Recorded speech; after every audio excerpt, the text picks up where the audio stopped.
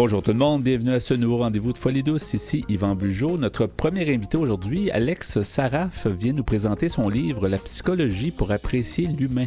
À l'espresso et à l'espresso allongé, le sujet sera les orages dans le cerveau. Notre invitée en début de deuxième demi est Caroline Bourgard. Elle vient nous parler de l'école d'été en art-thérapie à l'Université du Québec en Abitibi-Témiscamingue. Alors tout ça dans le menu de Folie douce cette semaine. On commence en chanson avec Bleu Jeans Bleu. La chanson s'intitule « Coton ouaté ». Bienvenue à Folie douce, émission numéro 790.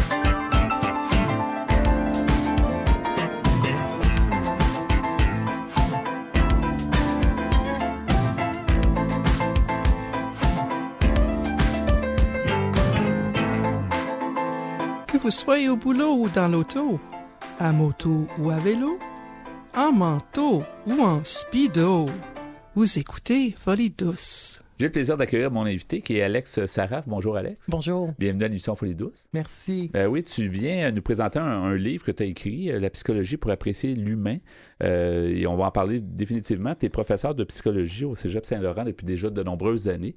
Comment on peut, la psychologie, comment on peut décrire ça peut-être ou pour commenter en matière finalement? Donc, la psychologie, c'est l'étude scientifique du comportement humain et animal et des processus mentaux.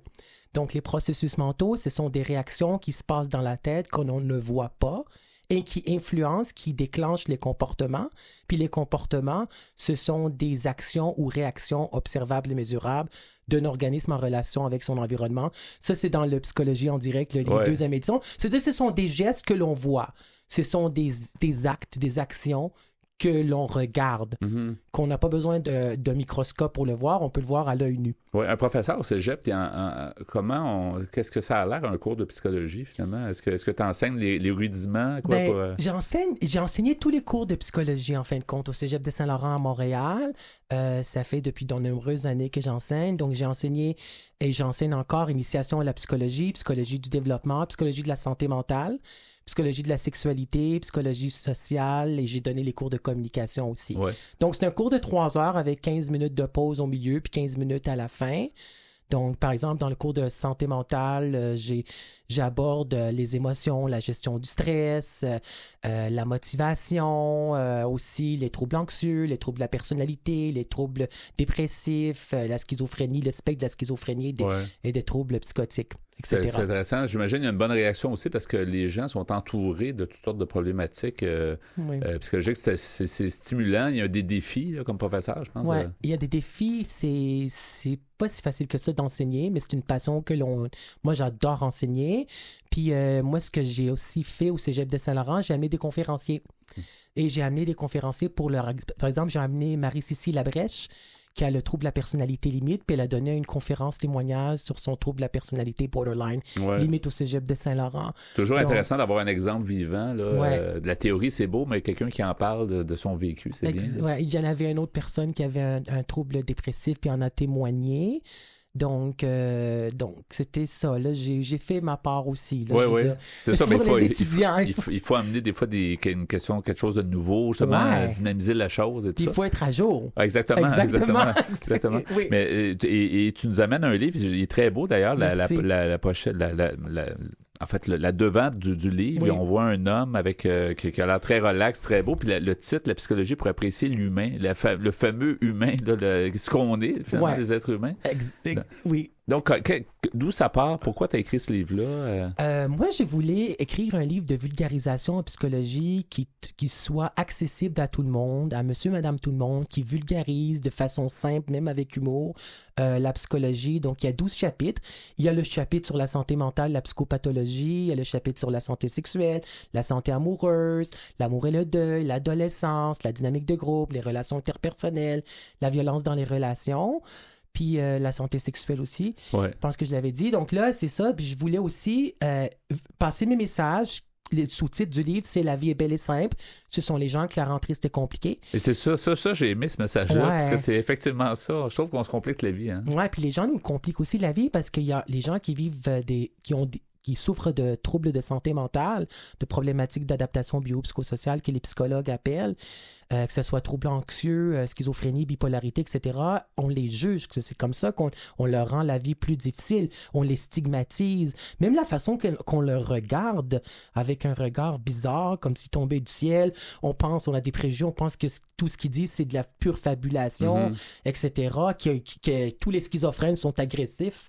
Tandis qu'on sait que juste 1% des schizophrènes ont déjà commis un délit, là, qui ont été agressifs. Donc, c'est vraiment des préjugés, puis il faut faire vraiment de la sensibilisation, puis de la démystification concernant les problèmes de santé mentale, parce que la maladie mentale peut faire peur, tandis qu'elle ne devrait pas faire peur. Oui, absolument. Puis, mais je reviens au côté de dire, par exemple, comment apprécier l'humain. Oui. Effectivement, on se complique la vie, mais la vie nous rend la vie difficile. Tu sais, à quelque part, il faut des fois s'arrêter justement en lisant peut-être un livre, et surtout en lisant même la phrase, je trouve que ça donne l'espoir de dire c'est vrai, dans le fond, on est on met ça trop plus grave que ce que c'est. En réalité, la vie, il faut prendre ça peut-être plus légèrement. Moi, je l'ai dit dans mon livre, puis je vais le redire, c'est qu'on n'a qu'une seule vie à vivre, il faut se rendre heureux.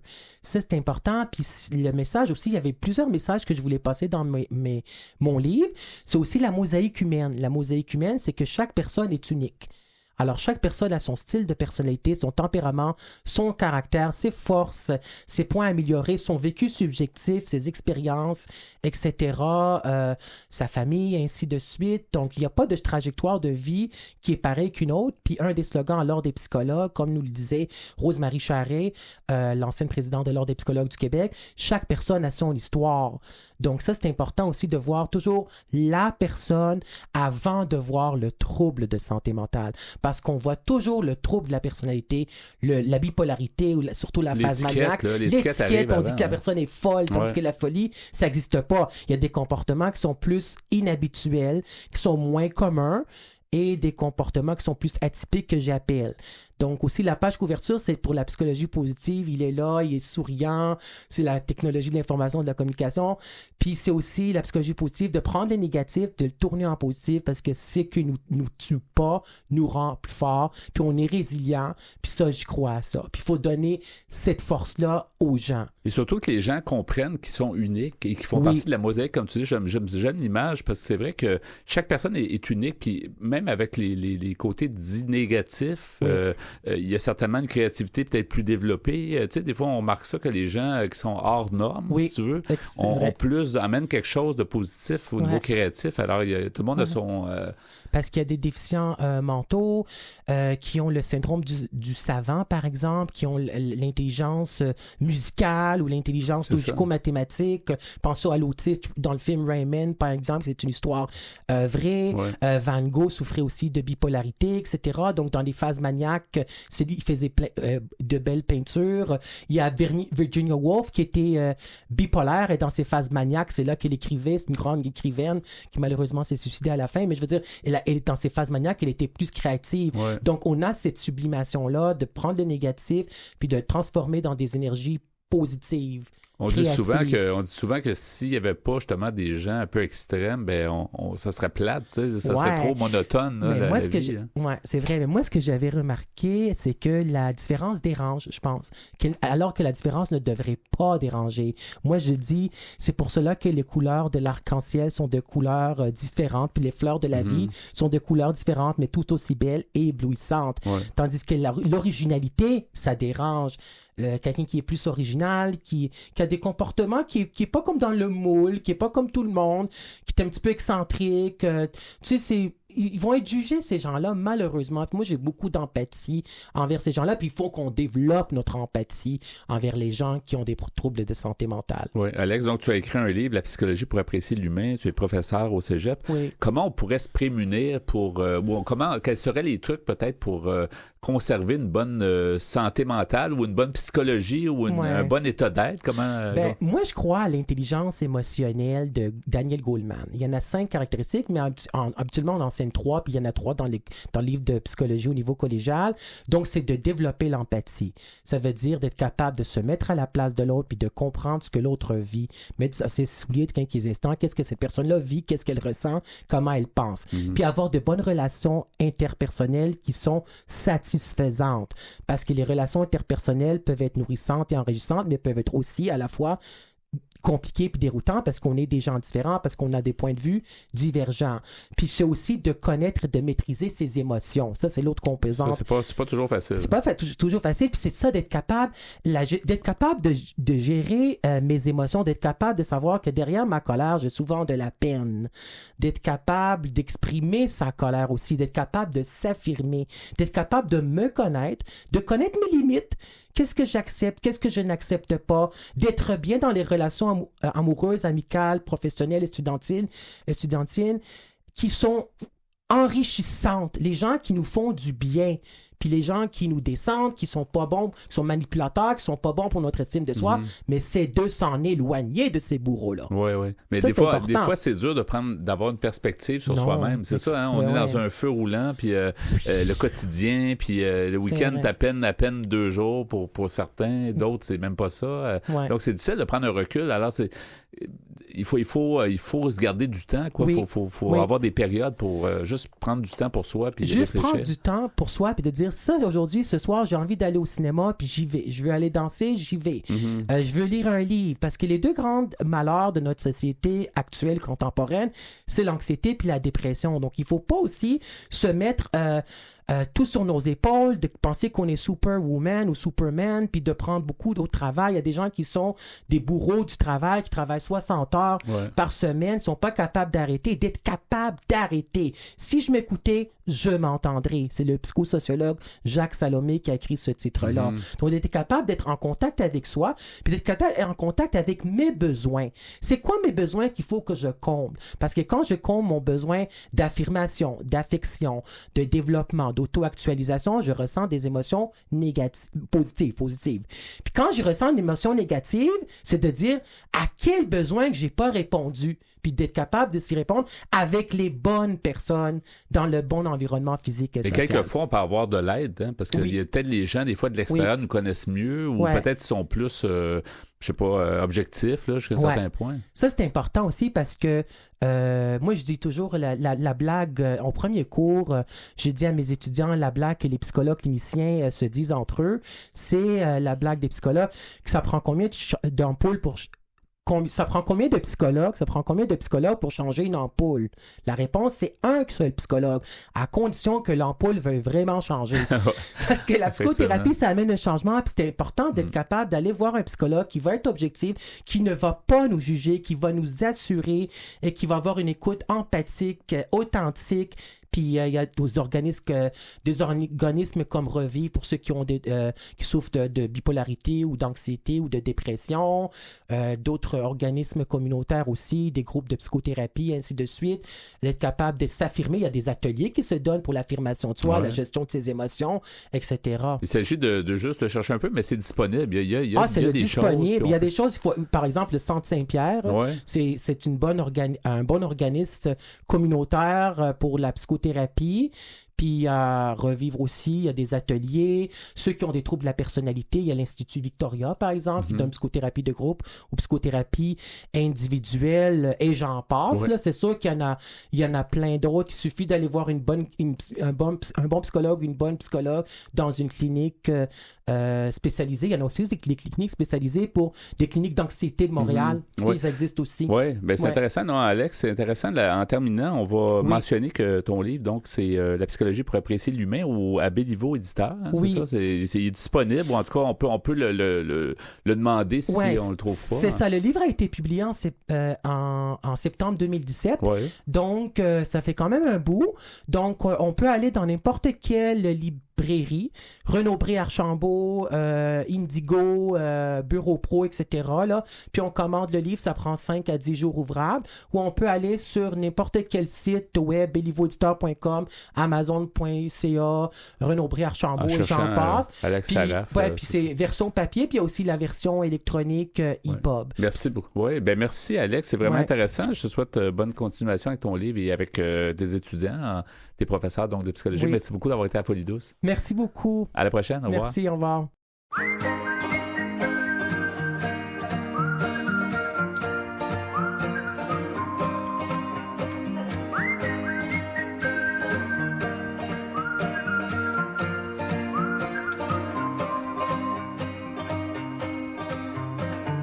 Veux-tu venir avec moi? On s'en va où tu veux. Mais laisse-moi t'arracher de ceux qui s'inventent des dieux. Si je t'emmène dans le bois, l'endroit où t'es le mieux. Puis après 2 bonnes bouffées d'air, tu me diras ce que je peux faire. Parce que là, tu t'enfonces et j'ai pas de réponse. Tu fabules, tu délires et je sais pas quoi dire. Tu trembles, tu maigris, t'as le teint pâle et gris. Tu changes et je m'ennuie de mon meilleur ami. Moi je fais quoi? J'attends de devenir folle pour voir ce que tu vois. Toi qu'est-ce que tu fous? On dirait que tu décolles et que tu deviens fou.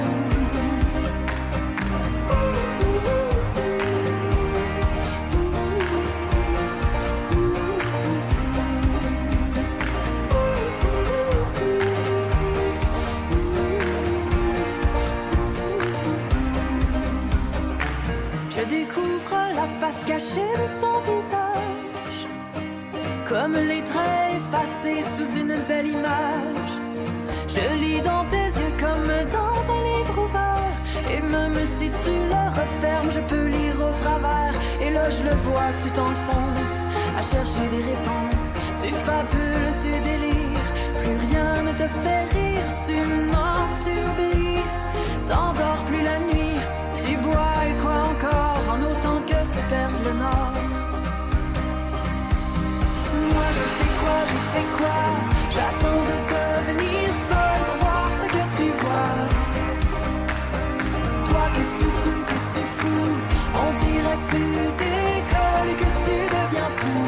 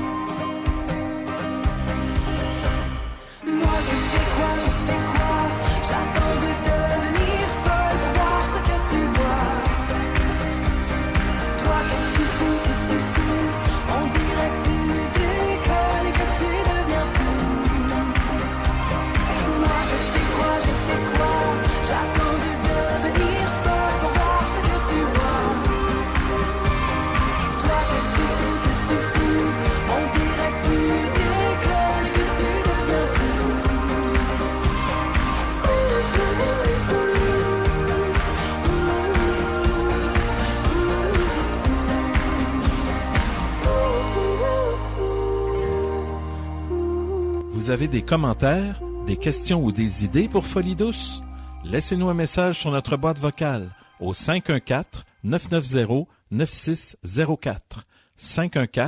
514-990-9604. Bonjour Pierre Laporte. Salut Yvan. Salut Pierre. Donc, le sujet que tu nous amènes, les orages dans le cerveau à l'espresso. Oui, les orages dans le cerveau. En fait, c'est un article que j'ai trouvé sur Internet qui porte le titre « Brigitte Harrison, le combat quotidien, ce sont les orages dans le cerveau ». Alors, ça m'a accroché, ça. C'est sur le site Internet Québec Science. Et c'est parce que Mme Harrison est aux prises avec le problème de l'autisme. Et elle nous raconte ici comment elle nous décrit du mieux qu'elle le peut de l'intérieur. C'est quoi l'autisme? C'est toujours spécial quand quelqu'un est capable de le décrire, c'est ça? Puis c'est pour elle... Oui, mais elle le fait, tu vas voir, elle le fait très bien. Mais c'est un article écrit par Mme Marine Cornu, qui est journaliste scientifique pour Québec Science. Alors, elle nous dit que Mme Brigitte Harrison est conférencière et auteure et elle consacre sa vie à aider les personnes qui, comme elle, sont autistes, notamment en mettant au point des outils et un modèle d'intervention appelé SACAD, en collaboration avec Mme Lise Saint-Charles, qui est intervenante et spécialiste des troubles du spectre de l'autisme. Mme Harrison a été diagnostiquée à l'âge de 38 ans et elle plaide pour une meilleure prise en considération des besoins des autistes et tente de mieux faire comprendre comment fonctionne leur cerveau. Il faut dire que les autistes, il y a plusieurs types d'autisme. Oui. On ne peut pas comme juste décrire une seule sorte d'autisme. Oui, Hein, c'est il y a ça, comme 3 degrés légers. Puis il y en a beaucoup. On dirait qu'il y a autant d'autisme qu'il y a de personnes. Oui. Fait C'est possible. Ça devient difficile aussi à bien le décrire. Et hein. on sait que le syndrome d'Asperger, c'est une forme légère d'autisme. Mm-hmm. Alors, Mme Harrison nous dit, l'autisme, ce n'est pas ce que j'ai, mais ce que je suis. C'est une autre façon d'être. Nous, les autistes, dit-elle, nous ne donnons pas le même sens que vous au monde. Par exemple, nous ne pouvons pas tenir compte de ce que nous ne voyons pas.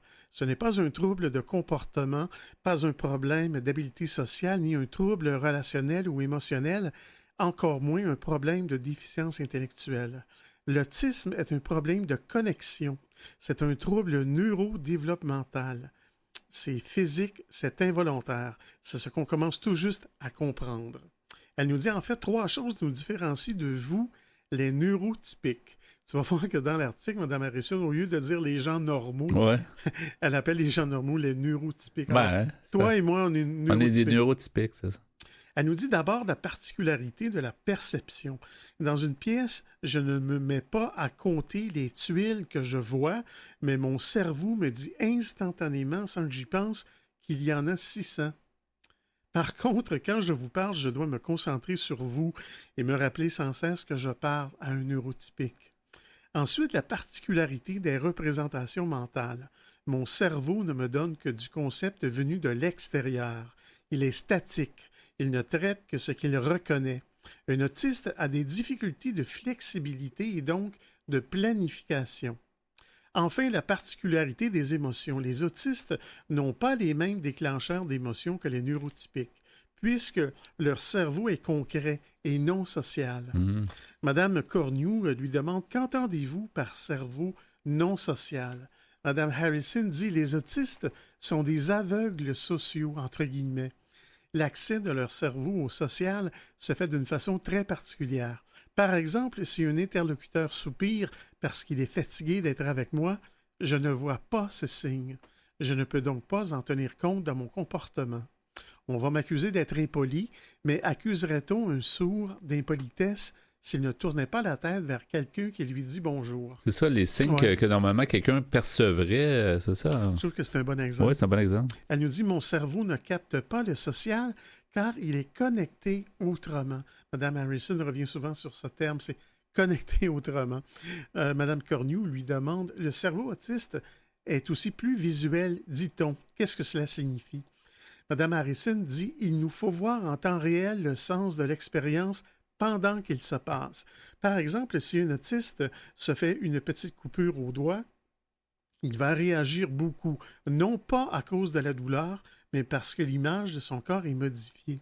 Par contre, s'il se casse un bras, il ne réagira pas, car il ne peut pas voir la douleur du bras cassé, mais il le bougera comme si quelque chose l'agaçait.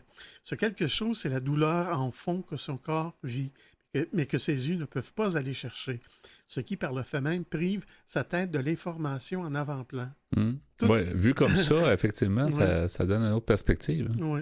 De même, dit-elle, quand une personne qu'il connaît change d'aspect, par exemple, une nouvelle coupe de cheveux, l'autiste doit reconstruire l'image et l'associer à ce qu'il connaît.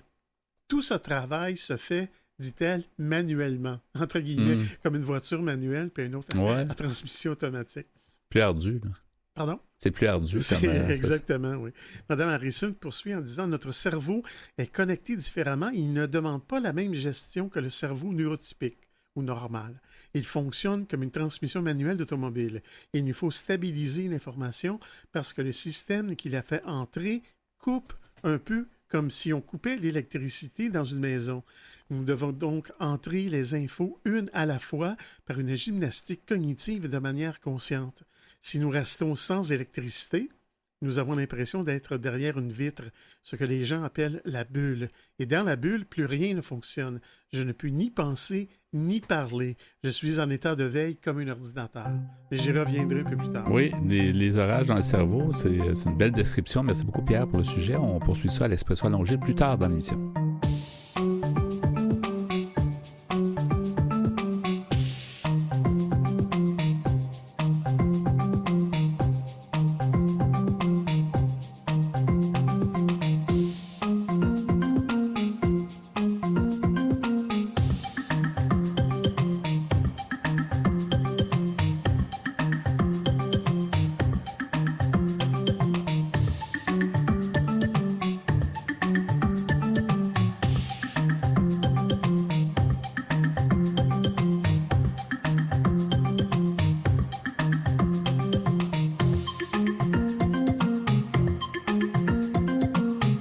Retour à l'équipe de Folie douce, ceux qui tentent de démolir les tabous au sujet de la santé mentale. J'ai le plaisir d'accueillir mon invitée Caroline Beauregard. Bonjour Caroline. Bonjour. Bonjour, bienvenue encore une fois à Folie douce. C'est la deuxième fois qu'on te reçoit.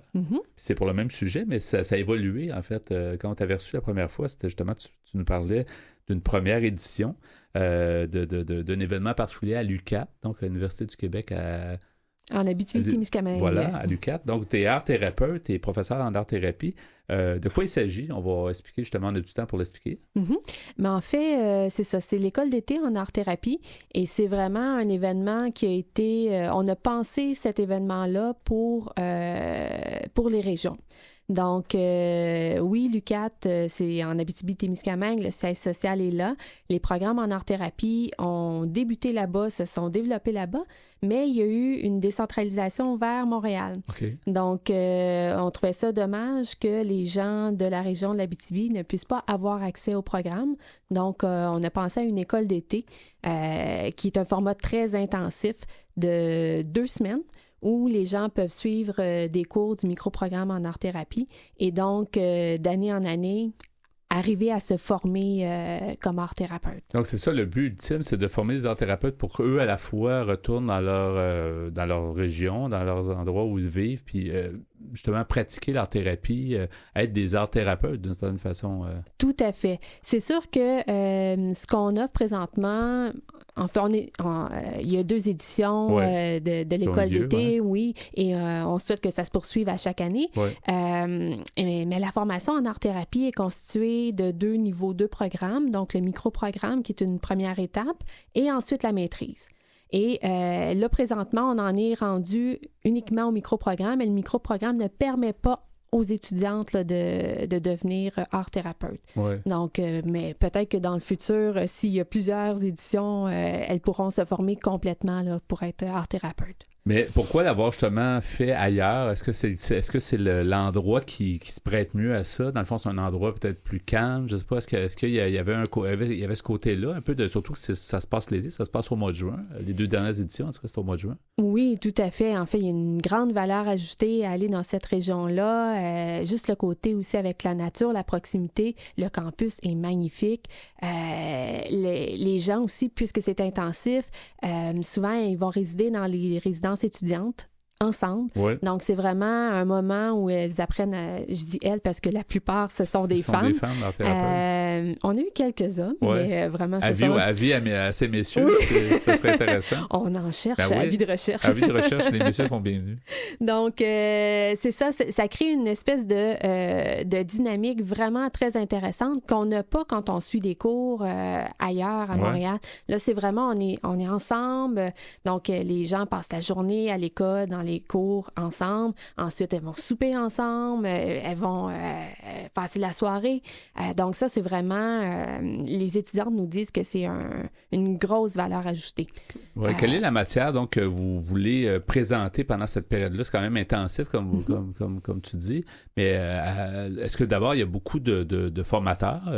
Est-ce que tu es présente aussi à cet endroit? Mais en fait, j'ai été présente comme formatrice la première année. La deuxième édition, on a voulu, dans le fond, que ce soit des professeurs différents. Donc, pour justement là, avoir une variété, que ce ne soit pas toujours les mêmes.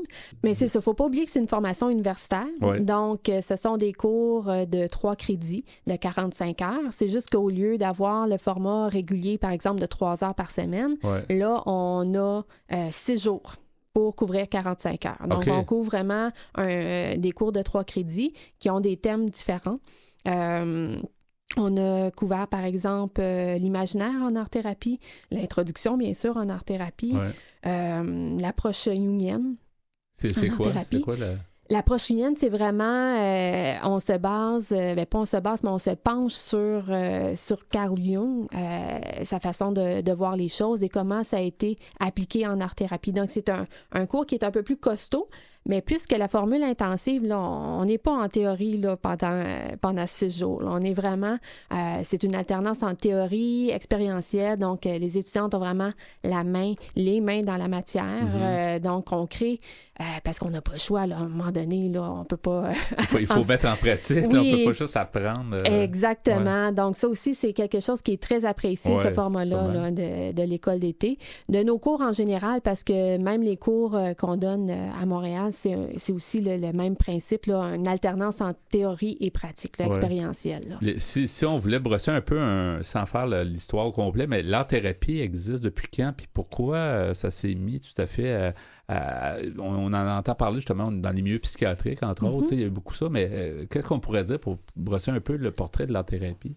Bien, c'est ça, comme tu mentionnais, là, on en entend parler dans le milieu psychiatrique, puis c'est vraiment un peu là que c'est né ou que ça a pris son essor. Il y a eu aussi beaucoup le monde de l'enseignement, donc les pionnières, par exemple, aux États-Unis, ce sont des femmes aussi qui soit étaient enseignantes ou qui étaient psychologue ou psychiatre. Donc, et c'est comme ça que ça s'est développé en intégrant dans les asiles aussi, donc d'essayer de comprendre comment des personnes qui s'expriment de façon très brute, qu'est-ce qu'il y a à chercher derrière ça. Donc, et aussi une approche très psychanalytique, psychodynamique en fait, là, qui est venue fonder l'art-thérapie. On en entend parler beaucoup plus. Je ne sais pas qu'est-ce qui a mené à ça, mais c'est sûr qu'à force, les programmes ici à Montréal sont offerts, je dirais, depuis les années 80. Donc, c'est sûr que les gens, à force d'être formés, c'est ça. Puis à leur tour, ils vont... Exactement. Puis là, avec le projet de loi 21, pas celui sur l'immigration, mais l'autre sur la psychothérapie. Donc, les art-thérapeutes sont assez présents aussi pour se faire reconnaître comme psychothérapeutes. Oui. Et des bons art-thérapeutes, ça prend quoi comme personnalité? C'est des gens, j'imagine, qui sont d'abord qui aiment l'art, c'est certain, parce qu'on touche à tout, là. On touche à la peinture, à la sculpture, à toute forme d'art. Mais est-ce qu'il y a d'autres qualités qui sont essentielles, des gens qui veulent se former? Créatif. Oui, créatif, ça c'est sûr. Là. Créatif, souple, de ne pas avoir peur non plus du ridicule, d'utiliser son imaginaire. Mais c'est vraiment la créativité. Donc... il faut s'attendre à tout aussi, parce que j'imagine qu'il y a des gens qui vont sortir des choses extrêmement difficiles, par l'art. Moi, j'avais déjà vu des toiles qui étaient... qui étaient violentes. Très viscérales. C'est ça, ouais. qui sortent, mais qui font du bien jusqu'à un certain point. Ça devient, justement, c'est de l'art-thérapie. Donc, il y a une thérapie par rapport à ça. Avec ça, c'est intéressant, là. Oui, tout à fait. Puis, ben c'est sûr qu'il faut... les art-thérapeutes ne vont pas interpréter une œuvre. Ouais. Donc, ils vont accompagner la personne qui a créé pour qu'elle puisse trouver elle-même un sens à ce qu'elle a fait. Mais c'est sûr que quand on reçoit une création qui est très viscérale, comme on disait, ben, il y a des choses qui nous viennent à l'esprit et on peut essayer de guider la personne sans lui imposer, bien sûr, nos idées. Fait que dans ce sens-là, c'est important d'être créatif, mais c'est important aussi d'être créatif en termes de qu'est-ce qu'on offre comme médium, qu'est-ce qu'on offre comme support. OK, oui, là, peut-être cette œuvre-là est très viscérale, mais là, la personne a besoin d'être un peu plus contenue et ramenée. Donc, qu'est-ce qu'on lui offre? On ne lui donnera pas encore de la peinture, on va lui offrir quelque chose qui est plus... peut-être le dessin, par exemple, qui va la ramener, oui. Fait que c'est ça, fait qu'il faut que l'art-thérapeute ait cette sensibilité-là. Dans le fond, c'est une personne aussi sensible à ce qui se passe, parce que là, on parlait du monde psychiatrique. Est-ce que l'art-thérapie, c'est utilisé aussi à d'autres... il y a peut-être chez les personnes âgées, il y a peut-être chez les enfants, il y a toutes sortes de... En fait, toutes les clientèles, toutes les populations peuvent consulter en art-thérapie. On entend souvent, quand je parle d'art-thérapie, c'est pour les enfants. Oui, mais pas juste pour les enfants. C'est ça. Ou d'autres vont dire c'est pour des gens qui ont des problèmes de santé mentale, mais pas juste pour ça. Non, c'est ça. Il y a des gens qui vont là pour la croissance personnelle. Il y en a d'autres. On parlait des personnes âgées, donc en perte cognitive. J'ai une collègue qui travaille sur les couples, dont une des personnes vit avec l'Alzheimer. Okay. Donc, comment ils peuvent connecter à travers les arts. Ouais. Donc, c'est vraiment... ça peut être utilisé là, à toutes les sauces, là. Les gens qui veulent participer, j'imagine qu'il va y avoir d'autres éditions. À date, vous avez 2 éditions. J'imagine que ça a connu un succès, puis ça vous encourage à poursuivre l'aventure. Mais comment il fonctionne? Tout le monde peut avoir accès à ces cours-là, à l'UQAT? Mais non, pas tout le monde. Étant donné que c'est une formation universitaire de 2e cycle, donc ce sont des gens qui doivent avoir un bac. Et un baccalauréat il y a différents domaines, mais tu sais, souvent soit en intervention psychosociale, soit en art, soit en enseignement. Donc,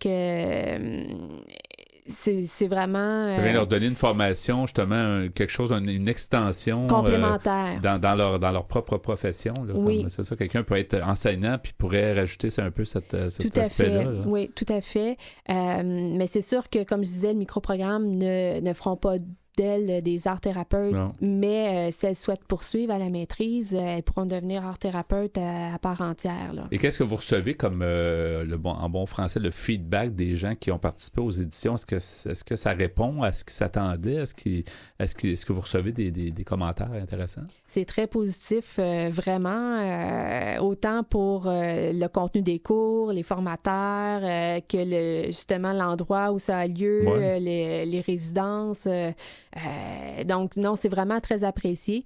Puis, il y a des gens qui reviennent l'année suivante pour poursuivre leur formation, parce que c'est ça notre but, c'est qu'on offre 2 cours universitaires habituellement, c'est la formule, 2 cours universitaires par école d'été, et l'année suivante, on en offre des différents pour qu'au final, après plusieurs années, les gens puissent avoir leur micro-programme. Là, ils peuvent réussir à être art-thérapeute officiellement. Ben, si on continue, c'est ça, c'est notre but. Mais ça donne quand même une entrée en matière qui leur permet pareil de poursuivre, puis, parce que c'est ça, on peut mettre en pratique des choses.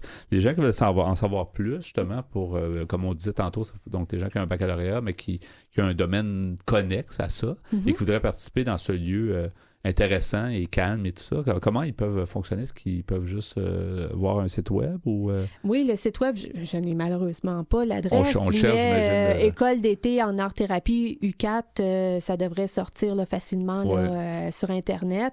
Il y a toujours aussi, en appelant là, à notre centre, oui, tout à fait. Là. Parce que vous avez un bureau à Montréal, en fait, sur l'avenue Président Kennedy, c'est ça? Exactement, en plein centre-ville. On peut peut-être donner le numéro de téléphone aussi. aussi, il y a un numéro, un 800. Oui, 1-877-870-8728 et c'est le poste 5960. Donc, c'est la personne là, qui est à l'accueil là, pour les étudiantes et les futures étudiantes en art-thérapie. Qui pourraient s'intéresser à ce programme-là à l'UQAT. Merci beaucoup, Caroline. C'était vraiment intéressant. Caroline Bourgard, donc art-thérapeute et professeure en art-thérapie. Merci d'avoir été des nôtres. Et puis, on se reparlera certainement plus tard avec après d'autres éditions, justement. Merci beaucoup. Excellent, merci. Bonne journée.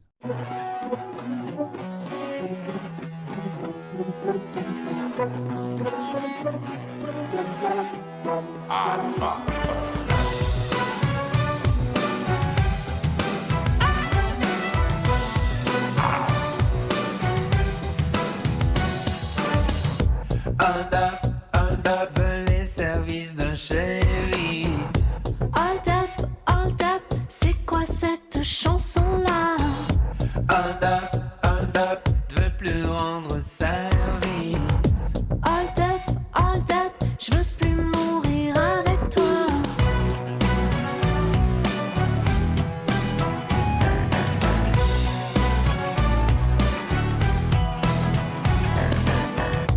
Hold up, tu me voles l'énergie. Hold up, tu m'habitues au froid. Hold up, tu veux dire l'arctique. Hold up, je veux dire jamais avec toi. Hold up, hold up.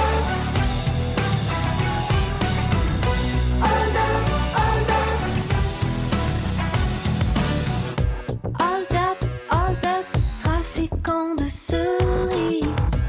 Hold up, expert en rutabaga.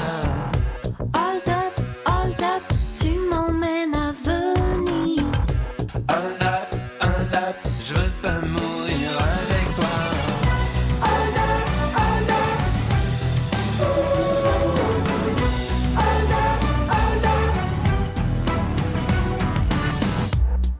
up. Hold up, mais quelle joie te faut-il? Hold up, une qui passe par toi. Hold up, un genre d'amour utile. Hold up, je veux pas mourir avec toi. Hold up.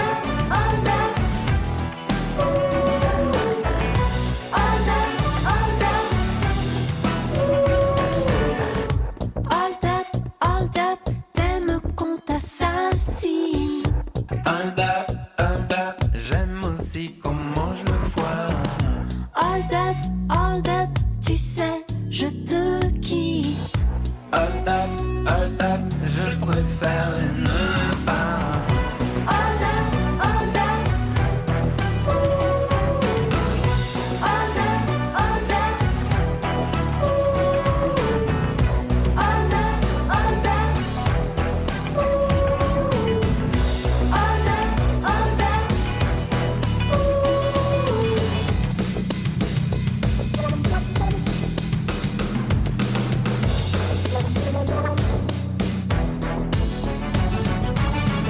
La santé mentale, c'est à force d'en parler qu'on cessera d'en parler.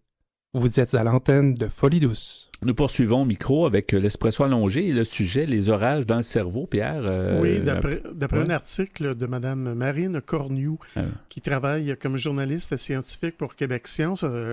L'article s'intitule « Brigitte Harrison, le combat quotidien, ce sont les orages dans le cerveau ». Ça vient du site québecscience.qc.ca et je te disais à micro fermé que cet article-là, c'est le meilleur, je trouve, pour pouvoir comprendre les autistes, parce que Mme Harrison, qui est autiste, arrive, je trouve, très bien à nous faire comprendre comment ça fonctionne. Ouais. Puis, elle fait beaucoup de comparaisons entre le cerveau des autistes comme une transmission manuelle. Oui, c'est ça. Elle l'amène avec du concret, là, quelque chose de mécanique, là, mais on comprend un peu plus qu'est-ce qu'elle veut dire. Comme sur une transmission manuelle, tu dois travailler davantage. Ouais. Il n'y a rien qui se fait automatiquement. C'est ça. Alors, je continue ma lecture.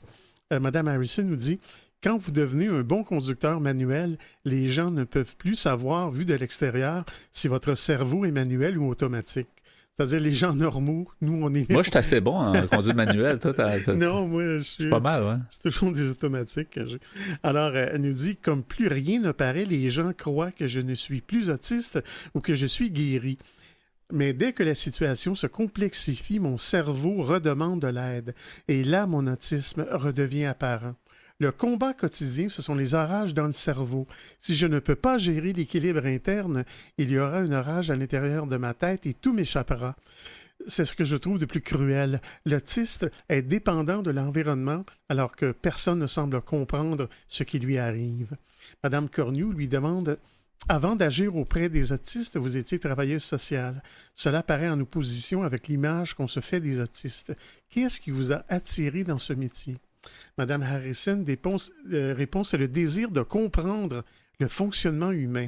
J'ai toujours été guidée par l'instinct à ce niveau, mais ce n'était pas le métier idéal. Je voulais être musicienne, sauf qu'il est arrivé un pépin en chemin et j'ai dû faire un choix non éclairé, entre guillemets. Elle nous dit « Je voulais être chef d'orchestre. J'ai recommencé la musique il n'y a pas longtemps. Je joue du piano, de la trompette, du cor français, de la guitare et de l'accordéon. J'apprends vite. » Madame Cornu lui demande en parlant de dons pour la musique. Est-ce vrai que la perception sensorielle chez les autistes est plus aiguisée et plus performante que chez les autres? Elle répond, Madame Harrison répond, la perception sensorielle est difficile parce que, comme je l'expliquais, nos yeux doivent tout recevoir. Il y a un délai de traitement, ce qui donne l'impression d'être vite saturé. Nous ne pouvons pas traiter les informations à la même vitesse que vous. Par exemple, si quelqu'un me touche à l'improviste, cela peut causer un déséquilibre à l'intérieur de moi. Comme mes yeux doivent voir le toucher, qu'ils doivent voir où est le contact physique pour que je le fasse correspondre à la sensation interne, que je puisse la trouver, si je ne vois pas le geste, il devient une agression. Puis là, ça paraît comme antisocial, ouais. C'est ça? Fait que les gens se disent, ben là, c'est une personne antisociale, mais arrêtez, elle l'explique, là, que c'est une question, il faut qu'elle ait le temps de l'apprivoiser. Ça fonctionne autrement. Ouais. Ouais. Madame Cornu lui demande alors, est-ce ce sentiment d'agression qui empêche les autistes d'aller facilement vers les autres? Ouais. Madame Harrison répond, les autistes ne rejettent pas les contacts. Ils n'ont pas cette intention. Ils n'ont pas non plus de problème pour s'attacher. Mais un autiste peut ne pas être affectueux au départ, surtout s'il ne reçoit pas d'aide pour atteindre son système d'émotion ou si la plupart des gens interfèrent avec ses efforts de stabilisation à l'intérieur. Il est en mode survie. Sa réaction de rejet n'est pas comme contre l'autre, mais c'est pour soi.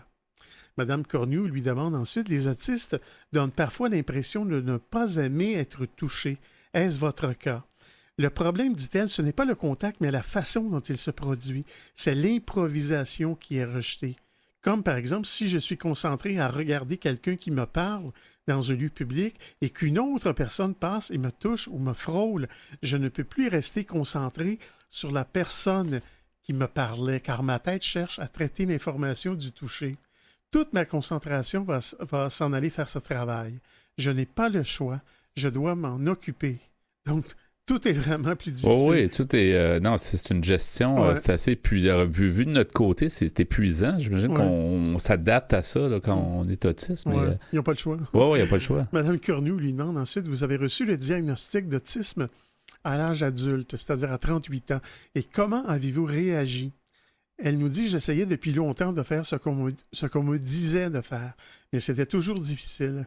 Je trouvais le quotidien très compliqué. Il fallait penser à des tonnes de détails. De plus, je faisais des crises dont j'ignorais la cause. C'était très inquiétant. Je ne savais pas non plus que tout le monde ne se battait pas comme moi contre son cerveau. Elle poursuit en disant, le diagnostic a été un soulagement parce que j'ai pu savoir sur quoi j'avais du contrôle et sur quoi je n'en avais pas. J'ai aussi pu recevoir l'aide nécessaire afin de développer les schémas sociaux dont j'étais encore privé et qui me permettent aujourd'hui de fonctionner en société. Madame Cornu lui donne ensuite, l'étiquette d'autisme fait très peur aux parents. Qu'avez-vous envie de dire à ceux dont l'enfant vient d'être diagnostiqué? Madame Harrison répond, les troubles du spectre de l'autisme sont présentés comme s'il s'agissait de déficiences intellectuelles ou de problèmes de comportement. Or, les troubles de comportement ne viennent pas avec l'autisme, ni l'agressivité d'ailleurs. C'est la méconnaissance de l'autisme qui fait que les résultats sont aussi mauvais. Et en terminant, je vais donner les coordonnées de la clinique SACAD. C'est un organisme créé pour venir en aide aux autistes et aux proches. Alors, c'est la clinique SACAD avec 2 C, C-A-C-C-A-D-E. C'est au téléphone, c'est à Québec. Et au téléphone, c'est le 418-915-7030. Et sur l'Internet, c'est tout simplement sacad.ca. Merci beaucoup, Pierre. Donc, les orages dans le cerveau, ou si on veut, une façon un peu pour nous expliquer ce que les gens autistes ressentent. Donc, merci beaucoup pour ce sujet à Folie Douce.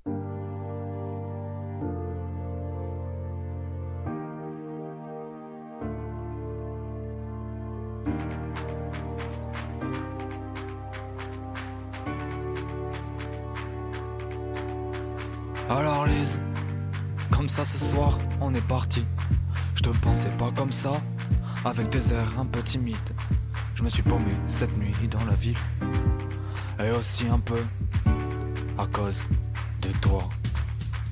Alors Lise, les fantasmes, c'était pas sur moi. Même dans tes yeux j'en savais rien, tu me regardais même pas.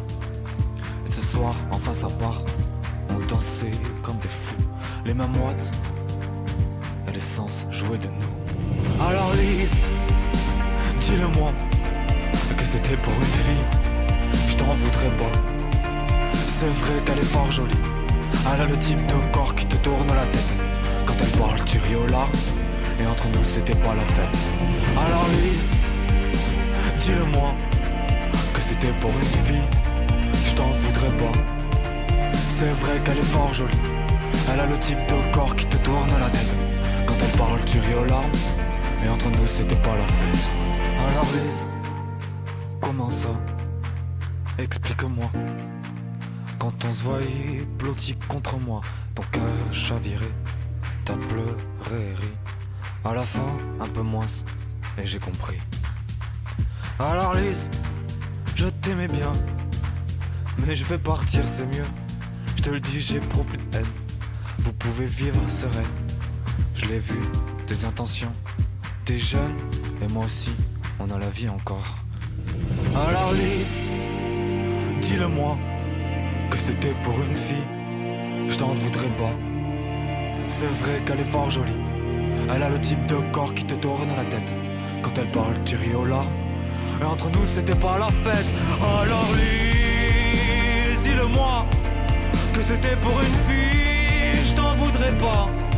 C'est vrai qu'elle est fort jolie, elle a le type de corps qui te tourne la tête. Quand elle parle, tu ris aux larmes, et entre nous c'était pas la fête. Alors Lise, dis-le-moi. Alors Lise.